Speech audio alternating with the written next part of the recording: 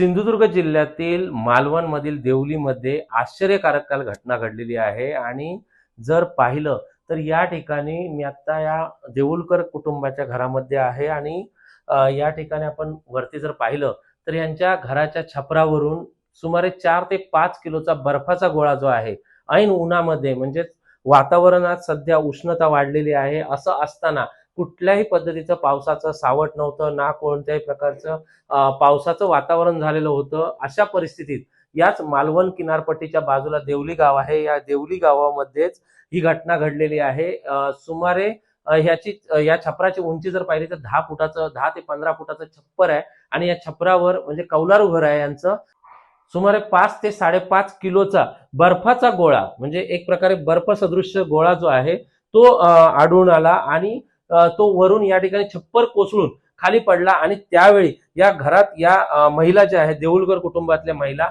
या काम करत होता। मला सांगा काय बघितलं तुम्ही, नेमकं काय घडलं त्यावेळी? ते ओरून पडलं एकदम आवाज आला खाली म्हणून मी घरात बाहेरून धावत दिली। 2 मिनिटापूर्वी मी घरातून बाहेर गेली, किचन मध्येच होती काम करत। तर 2 मिनिटं घरातून बाहेर गेली, बाहेर इतके बसले मोबाईल घेऊन तेवढ्यात आवाज येलो केऱ्यांतर तिकडे खूप लांब गेला आवाज। ते माजरं सगळी बाहेर आली आरडत। तर फळीवरसून सगळे बरणे पडले, फळीवरसून तो खाली फ्रीज जवळ असं खडो पडलं। अच्छा, म्हणजे या फळीवरून खाली फळीवरून खाली बरणे पण फुटले, बरणे पण हे झाले, ते सबन शिंताळू उडावलं बर्फाचं सबन आणि इथे असं पडलं। तर फ्रीजरला पण थोडा मार लागला। पण नेमकं काय वाटतं, असं कोणीतरी फेकला किंवा काय असं काय तसं परिस्थिती? काय माझ्या मनामध्ये आलं नाही पण कसं पडला हे मला भीती वाटायला लागली। एकटीच तेव्हा घरामध्ये होती ना, सगळे माझे कामाला गेले होते, त्याच्यामुळे एकटीच तितक्या मी होते। 1:15 वाजता ही घटना घडली। दुपारी 1:15च्या सुमारे?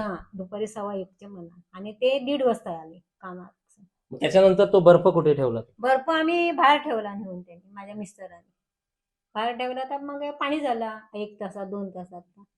तर जर पाहिलं तर दुपारी 1 ते 1:15च्या सुमारास ज्यावेळी कडक ऊन असतं आणि या कडक उन्हामध्येच ही घटना घडलेली आहे। अतिशय आश्चर्यकारक घटना जी आहे ती घडलेली पाहायला मिळते, कारण जर आजूबाजूला जर या परिसर बघितला तर या परिसराच्या बाजूला कोणत्याही प्रकारची मोठी उंच घर असा प्रकार नाहीये, पूर्णतः आकाश मोकळं आहे आणि याच ठिकाणी हा बर्फाचा जो मोठा गोळा आहे 4 ते 4.5 किलोचा हा गोळा जो आहे तो वरून खाली पडलेला आहे। त्यामुळे याबाबत अनेक तर्कवितर्क जे आहेत ते सध्या सिंधुदुर्गात काढले जात आहेत। मात्र कशामुळे पडला, बर्फ सदृश्य होता की काय होतं याबाबत मात्र अद्यापही कोणती पुष्टी जी आहे ती झालेली पाहायला मिळत नाही। व्हिडिओ जर्नलिस्ट अनिकेत सह विशाल रेवडेकर, LS मराठी, सिंधुदुर्ग।